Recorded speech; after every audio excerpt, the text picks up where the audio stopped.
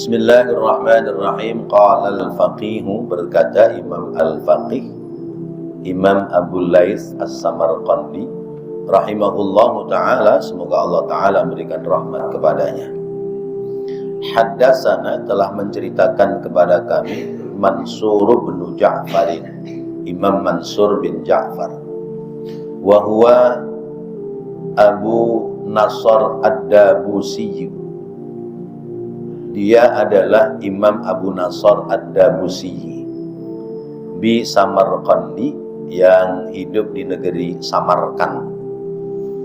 Haddatsana Abul Qasim, menceritakan kepada kami Imam Abul Qasim Ahmad bin Muhammad.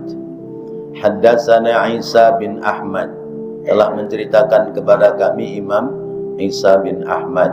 Haddatsana Ali bin Asim, telah menceritakan kepada kami Imam Ali bin Asim. Haddatsana an Ubaidillah bin Utsman, dari Imam Ubaidillah bin Utsman. An Syahr bin Hausyab, dari Imam Syahr bin Hausyab.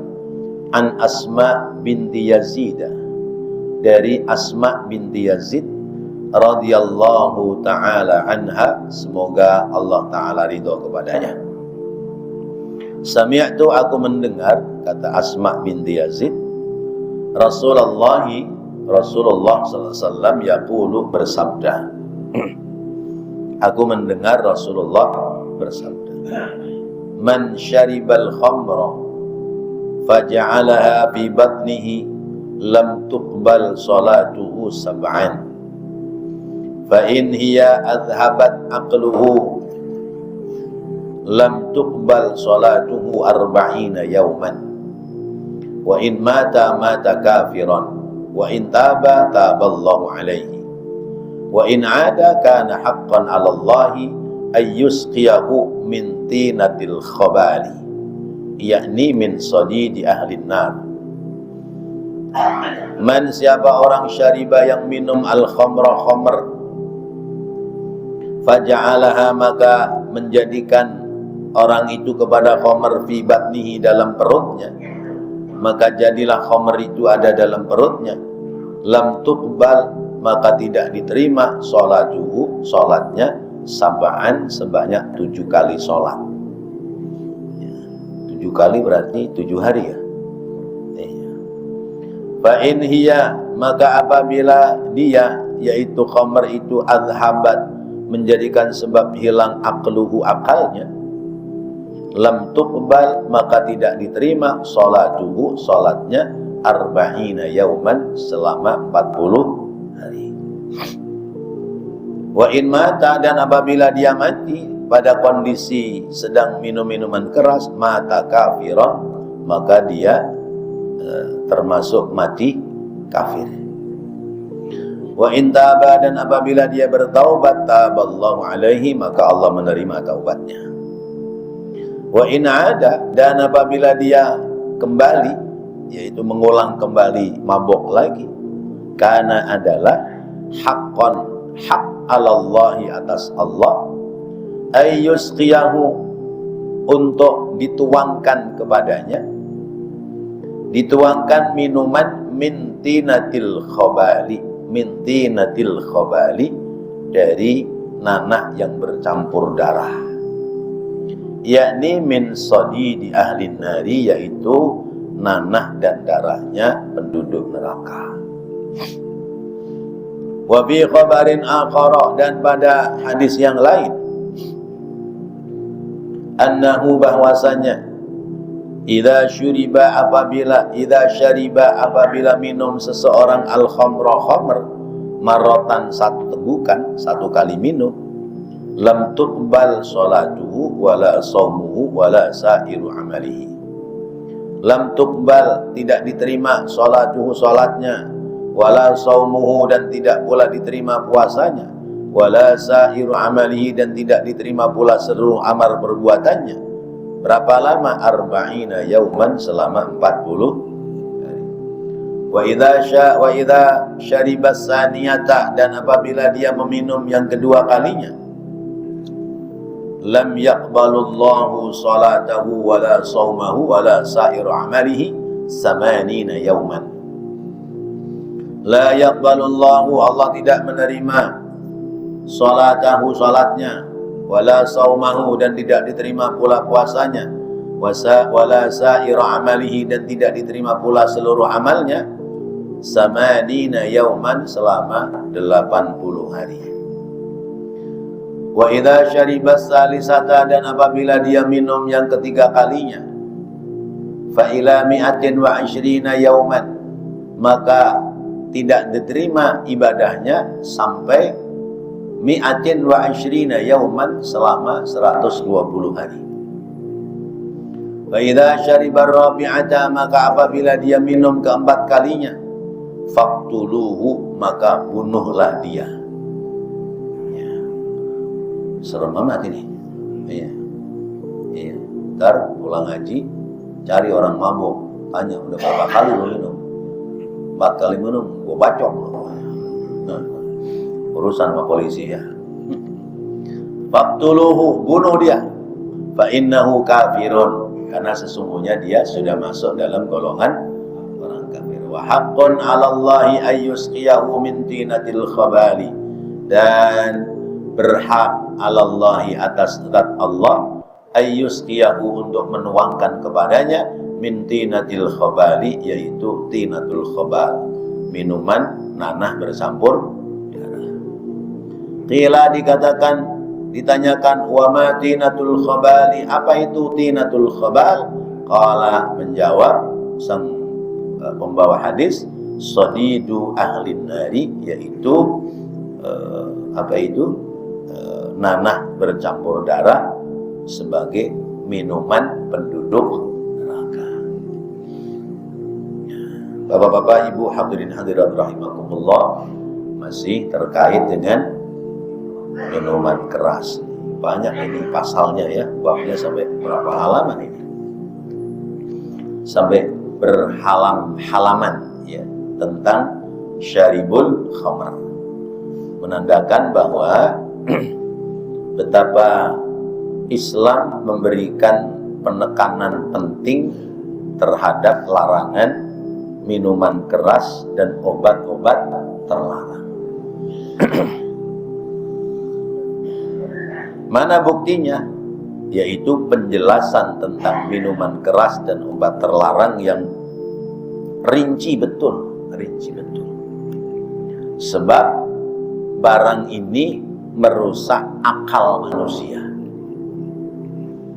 Merusak akal manusia, maka merusak moral manusia. Merusak moral manusia, maka bisa menghancurkan bangsa, menghancurkan generasi. Rusaknya generasi, maka akan hancur bangsa dan negara. Karena itu sesungguhnya kita menyatakan perang terhadap obat-obat terlarang. Kita menyatakan perang terhadap obat-obat terlarang. Ya. Polisi nangkep-nangkepin mulu tiap bulan.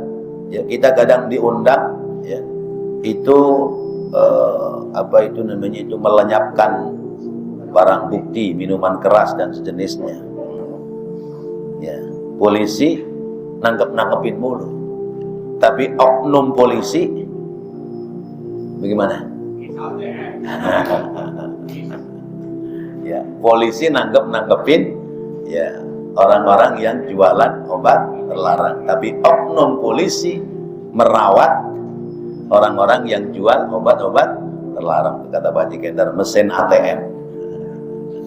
Masya Allah. Karena itu yang diberantas, kalau ibarat pohon itu cabang-cabang kecilnya, ranting-rantingnya, ya makin dipotong makin subur tumbuhnya.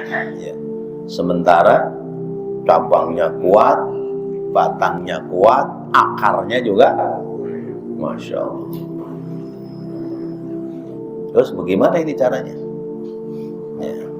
Iya.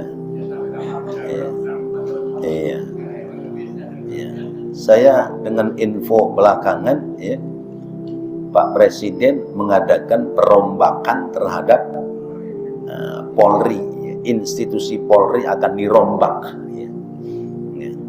Tapi saya dengar Pak Kapolrinya juga udah ngerombak juga. Nggak tahu nih bagaimana ya. Ya Allah.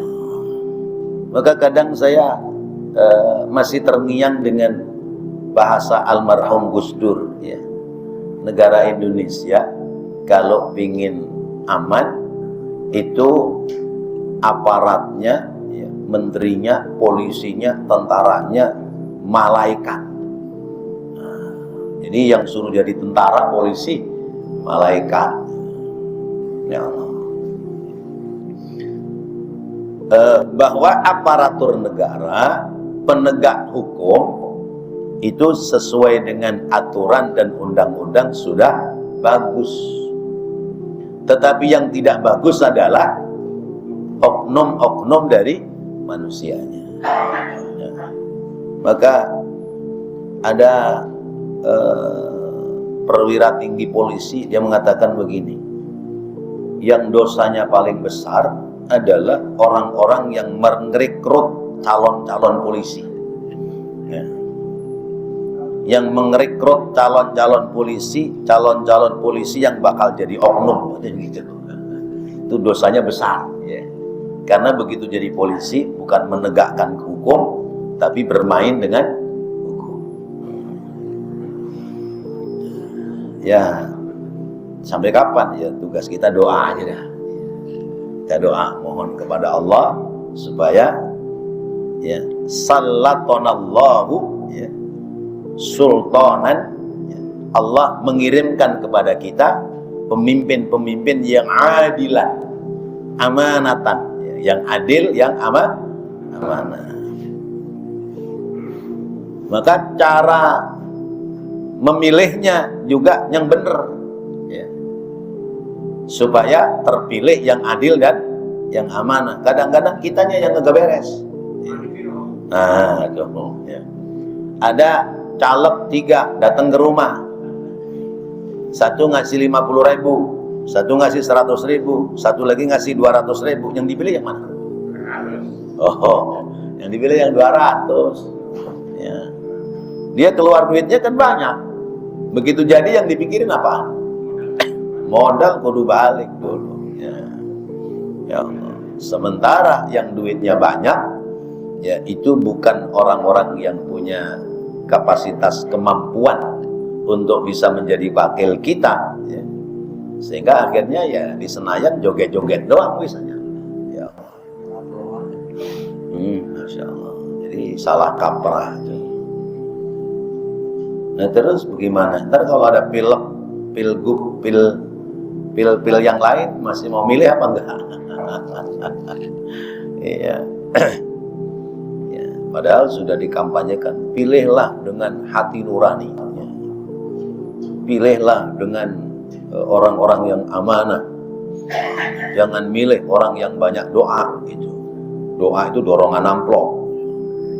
Jangan pilih orang yang banyak dorong pakai amplop. Tapi ya tetap aja susah. Orang kita butuh duit untuk makan ya. Nah akhirnya begini. Hukum bisa diperjualbelikan. Saya merindukan ya, hukuman bagi orang-orang yang melakukan transaksi obat-obat terlarang itu seperti negara-negara maju yang mereka menggunakan ketentuan hukum yang pasti. Ya, kedapatan mengedarkan 1 on udah ada tembak aja dah mati gitu ya. Nah, Filipina ya. Filipina itu ya padahal non muslim ya. Muslimnya cuma di Moro doang ya. Atau negara-negara lain. Karena ini sudah menjadi ancaman negara ya. Tidak sekedar merusak otak seseorang, tidak pula sekedar merusak akhlak moral seseorang, tapi merusak generasi. Ya, kalau generasinya rusak, maka pemimpinnya pelan-pelan akan menjadi rusak. Nah, kalau mimpin sambil pelongo-pelongo, ya, ditanya A jawabnya B C D, ya, itu apa pengaruh dari obat apa bagaimana? Ya wallahu a'lam. Kan ada itu ya di TV itu suka kita lihat tuh kalau ditanya, Pak bagaimana pendapat Bapak tentang ini? AO sono kemari kagak jelas tuh. Ya. Nah, maka bagi kita sebagai umat muslim, kita harus ketat, harus kuat supaya kita mampu menghindari ya, menghindari obat-obat terlarang ya, dan sejenisnya. Lalu sesudah kita mampu menghindari, kita mencoba pula mampu mengendalikan peredaran mereka. Ya, mampu mengendalikan peredaran mereka supaya kemudian tidak lagi mereka itu mengedarkan di sekitar kita. Adapun selebihnya hanya sampai di situ kapasitas kita. Karena kalau misalnya kita tahu ada pengedar lalu kita lapor polisi, jangan-jangan kita yang diciduk, bukan yang mengedarkan. Ya. Bahkan saya di level teman-teman ustadz di Kecamatan Palmerah ini pada Lebaran Haji tahun lalu itu dari bos sono tuh yang deket Kota Bambu itu apa namanya, Boncos, itu ada yang mau nganterin sapi. Ustaz, ada yang mau nganterin sapi. Dari mana? Dari bos Boncos. Terima enggak? Ogah, kata saya. Ya, masalah ntar ya. Ya, saya di level teman-teman udah yang begitu-begitu nggak usah dah, cari yang pasti.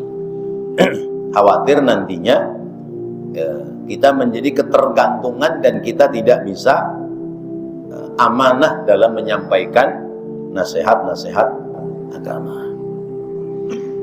Orang-orang yang mereka itu melakukan minuman obat terlarang, khamr dan sejenisnya, sabda Rasulullah, kalau dia minum sekali itu 7 kali sholatnya ditolak. 7 kali ya seminggu. Kalau misalnya minum habis asar ya berarti asar, maghrib, isya, subuh itu sampai 7 harinya ditolak.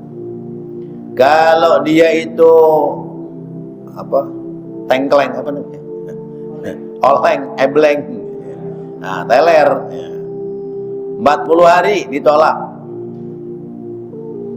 Kalau dia itu overdosis terus mati, mata kafiron, na'udzubillahi min apa tuh ya? Nah itu dia, sholatin apa enggak? Ya yang mau nyolatin, sholatin silakan, yang enggak ya udah diem aja, udah. Iya. Kan kasus oplosan itu, korban oplosan kan sudah sering terjadi. Ya. Kasus korban oplosan sudah sering terjadi. Ya, wala Indramayu, wala Jakarta, wala Bekasi, wala daerah lain. Ya, udah banyak kejadian lah ya. Ya. Tapi masih ada aja. Itu. Masih ada aja. Ya. Kata Rasulullah, wa in mata kafiron. Hukum kematiannya dihukumi mati kafir, sekalipun dohirnya dia tetap orang Islam. Nah, sholatin apa enggak? Sebab dohirnya dia orang Islam, ya dimandikan, ya dikapankan, ya dibawa ke masjid juga. Iya, iya, ya. Apalagi yang mandiin ketua masjid kan repot. Iya. Kalau bilang jangan bawa ke masjid, lah, nah, lu suruh mandiin mau? Bawa ke masjid kagak boleh, gimana dah tuh? Kan serba salah gitu. Yang penting, yang penting ada khair-khairnya tadi. Yang penting belakangnya saksikan dia min ahlil khair. Ya, dia nggak tahu khair itu apa. Ini kan, masya Allah, si malakama kita, ya, si malakama.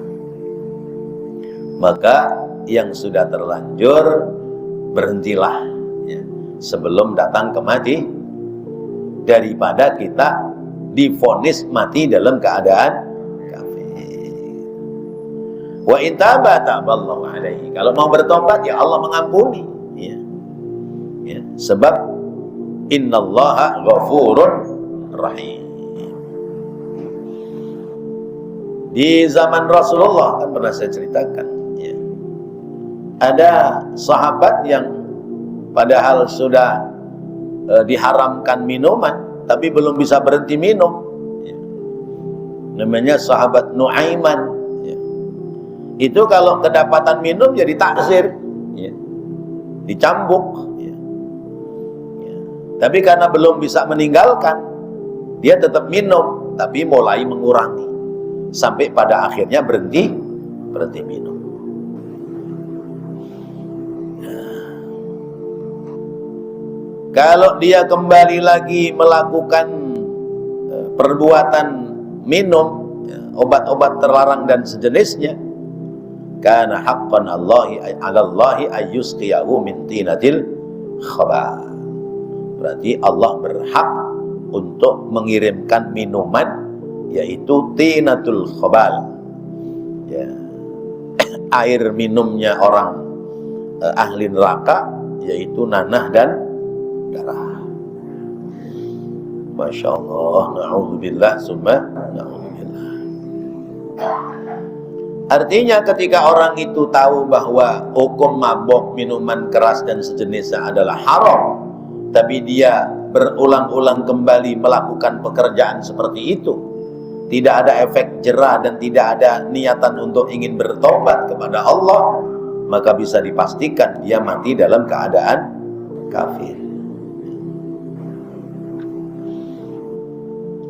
Hadis yang lain menyebutkan, kalau orang itu minum khamar sekali, sholatnya, puasanya, amal perbuatannya 40 hari ditolak oleh Allah.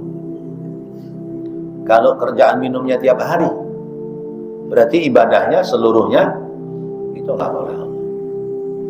Minum 2 kali, sholatnya, puasanya, amalnya 80 hari ditolak oleh Allah.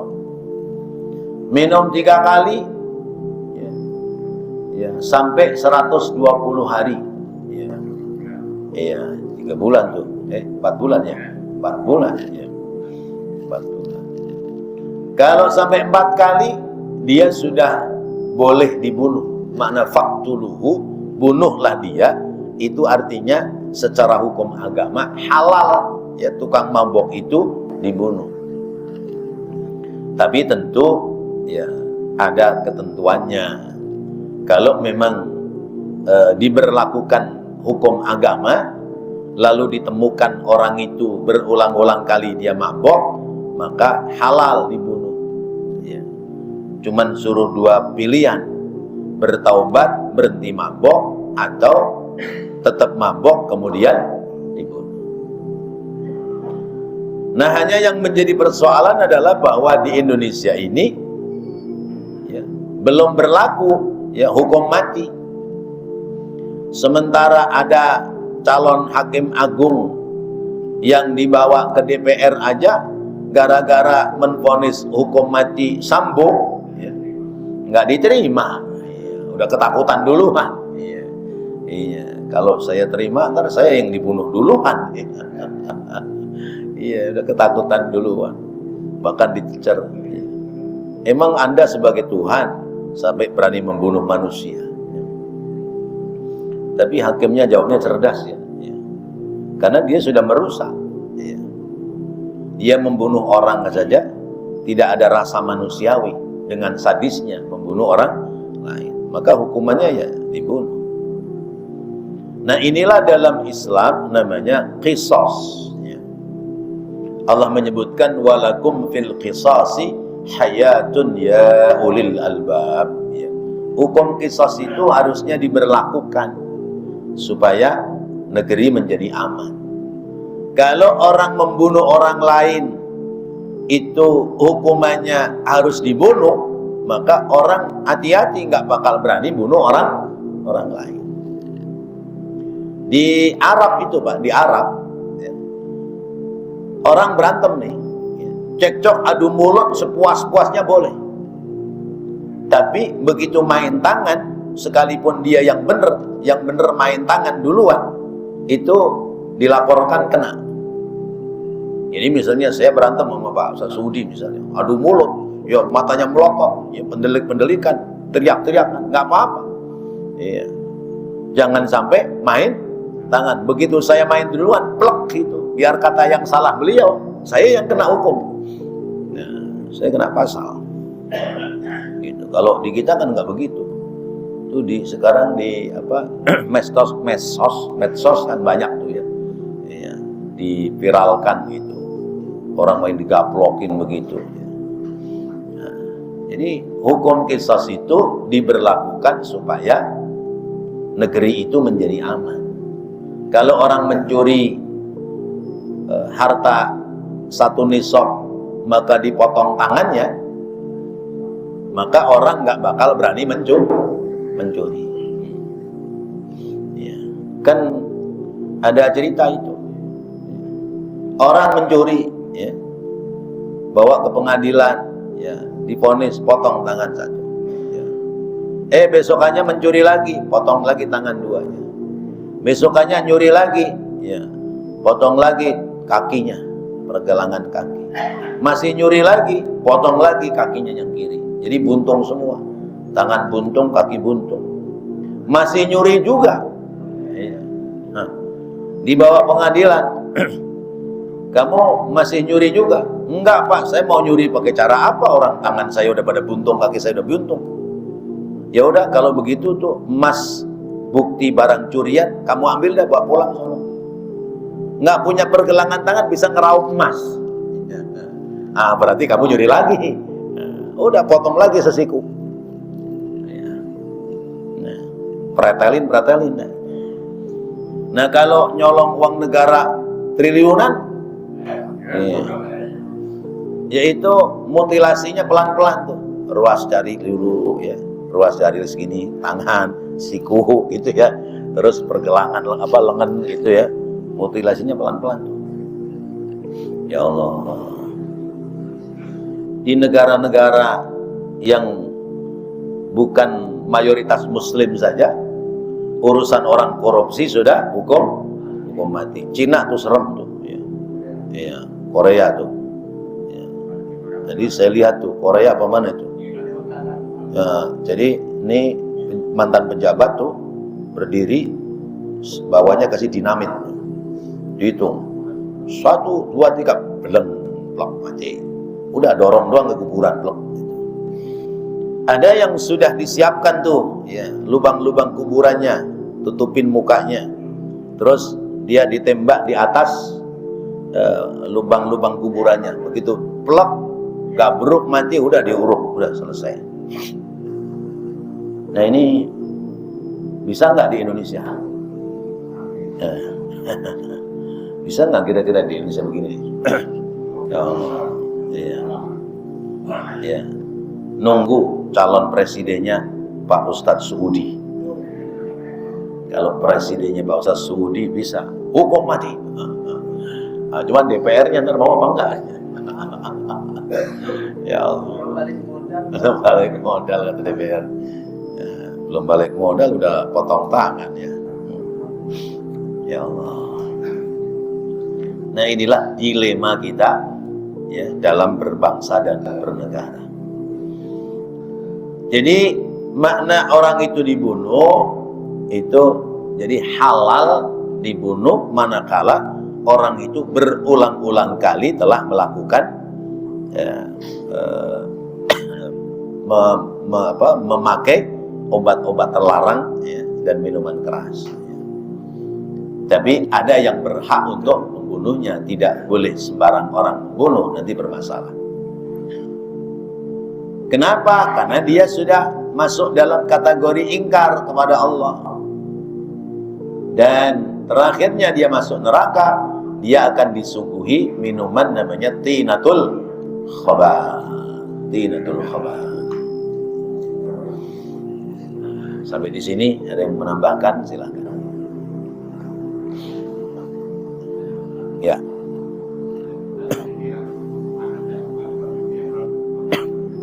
Oke, baik.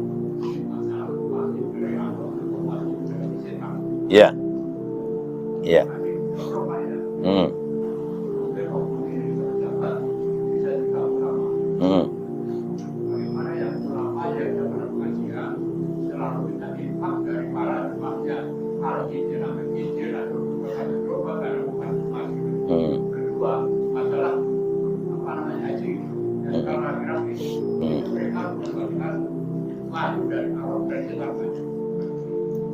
Baik. Innamal wahya ya kana minallah wa kana minasyaitan ya. Sesungguhnya wahyu itu ada yang dari Allah, ada yang dari setan. Kalau wahyu dari Allah itu berlawanan dengan syahwat dan hawa nafsu. Nah, ya itu ini kuncinya itu. Kalau itu wahyu dari Allah, yakni kebenaran, maka pasti berlawanan dengan syahwat dan hawa nafsu. Allah perintahkan sholat 5 waktu. Sebenarnya kan kita kan malas sama sholat, tapi karena kewajiban akhirnya jalan. Allah wahyukan kita suruh sholat tahajud, ya. Malas apa seneng sholat tahajud? Malas. Nah itu berarti wahyu dari Allah. Ya. Jadi segala kebaikan yang sampai kepada kita yang berlawanan dengan syahwat, hawa nafsu, keinginan badaniah manusia, maka berarti itu adalah wahyu dari Allah. Adapun segala hal yang sampai kepada kita yang sesuai dengan syahwat, hawa nafsu, sesuai dengan keinginan nafsu badaniyah, berarti itu namanya wahyu minasyaitan. Jadi kalau kebaikan-kebaikan atau anggapan-anggapan kebaikan yang sampai itu kok tidak bertentangan dengan syahwat hawa nafsu, berarti itu wahyu dari setan. Orang diangkat amanah menjadi menteri, dia menjalankan tugas amanah menteri dengan baik, berarti dia berlawanan dengan syahwat hawa nafsunya, maka kebaikan yang dia perbuat berarti dia telah mengamalkan wahyu dari Allah. Tapi ketika dia menjadi menteri lalu kemudian mengambil kesempatan, ya, mengambil hak yang bukan haknya, ya, mengambil harta kekayaan yang bukan haknya, itu kan berarti memperturutkan syahwat, keinginan duniawi, keinginan badaniyah. Berarti orang-orang yang korupsi itu sudah mengikuti wahyu setan apa wahyu Allah? Wahyu setan. Siapapun dia, ya, ya, berapapun embel-embel dia, atribut dia, kalau dia itu sudah menyalahi dari ketentuan Allah, hanya memperturutkan syahwat keinginannya, berarti dia telah mengikuti wahyunya setan. Nah, wahyu setan itu bisa datang kapan saja, ya. Misalnya, ya, orang ini ustaz, ya, punya pondok pesantren, santrinya banyak, ya, ngajar ngaji dengan santri-santrinya. Ada santri perempuan yang cakep-cakep. Nah, kemudian setan mewahyukan kepada syahwatnya, dah, tuh yang cakep-cakep suruh belakangan pulangnya, ya, dengan alasan mau diuji hafalannya. Akhirnya terjadi, ya, tes-tesnya jadi netes beneran itu. Nah, itu kan berarti sesungguhnya dia sudah ada dalam wahyu Allah, tapi dibelokkan oleh wahyu setan. Kita aja nggak jadi pejabat, jadi nggak ada kesempatan setan memberikan wahyu kepada kita. Ya, ada menteri korupsi, kita sumpah serapah, marah-marah. Ya, ente belum jadi menteri. Coba kalau ente jadi menteri, Oh, karena apa? Iya, pada beberapa level ya, orang-orang baik, orang-orang bersih ketika sudah pada pensiun ngomong, iya, bahwa menteri itu pasti ada peluang-peluang melakukan kecurangan, dan semua itu bisa melakukan kecurangan. Cuman kecurangannya ada yang sedikit, ada yang banyak. Ada yang kecurangan sedikit ketahuan, ada yang kecurangan banyak nggak ketahuan. Kan gitu. Nah ini kan masalah tuh. Ya. Jadi jangan salah bahwasanya wahyu-wahyu setan itu bisa datang dengan kapan saja. Nggak usah tinggi-tinggi. Jabatan kita nggak tinggi, RT. Ya, RT menjalankan amanah dengan baik, berarti mengikuti wahyu Allah. Tapi RT bisa nggak dirasukin pikiran-pikiran negatif? Nah, bisanya kenceng lagi. Ya, ujung-ujungnya dia berbelok dari tugas yang amanah. Iya. Ya.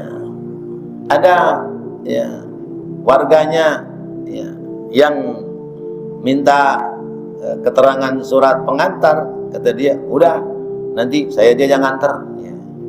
Habis kamu kan belum masa idah gitu. Ya nanti banyak yang ganggu di jalanan, udah saya boncengin aja, boncengin. Padahal ada maksud itu. Ya misalnya perempuan gitu ya, belum lama ditinggal suaminya, mungkin minta fatwa waris atau minta ya surat keterangan dan lain sebagainya. Kan bisa aja kemudian ada modus. Nah, ketika orang itu sudah berbelok kepada modusnya, maka berarti dia telah mengikuti syayatinul jinni wal insi yuhi ba'duhum ila ba'din zukhrufal qawli ghurura. Ya, bangsa jin, setan jin dan manusia, mereka saling memberikan wahyu untuk membelokkan dari jalan kebenaran menuju pada jalan-jalan kesesatan. Jadi tidak menutup potensi di mana saja, apa saja aktivitas manusia, ya, padahal sudah berjalan pada posisi wahyu Allah, tapi kadang-kadang dibelokkan oleh setan mengikuti wahyu setan. Kapan itu orang mengikuti wahyu setan? Kalau hawa nafsunya, syahwatnya, rasa bahagia. Kalau ada kebahagiaan pada hawa nafsu, syahwat, keinginan duniawi, berarti dia telah mengikuti wahyu setan.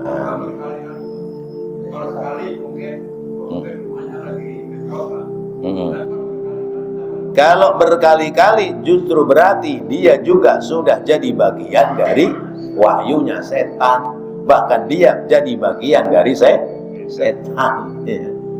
Maka kalau orang sudah terkena bujuk rayu setan, sudah masuk dalam wilayah teritorial setan, terikat lehernya oleh setan, terikat kakinya oleh setan, susah untuk kembali kepada jalan wahyunya Allah. Sulit, Pak.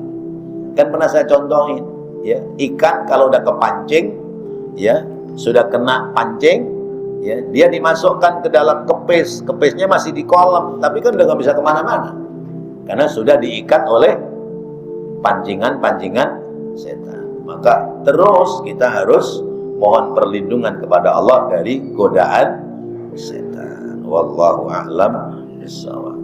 Udah, ini sudah kebayar ya pertanyaan minggu yang lalu. Mudah-mudahan Allah jadikan ilmu yang bermanfaat. Amin ya Allah ya Rabbal alamin. Rabbana taqabbal minna innaka antas sami'ul alim wa tub 'alaina innaka antat tawwabur rahim. Rabbighfir warham wa anta khairur rahimin. Sallallahu ala sayyidina Muhammad wa ala alihi wa sahbihi wa sallam. Walhamdulillahi rabbil alamin. Assalamualaikum warahmatullahi wabarakatuh.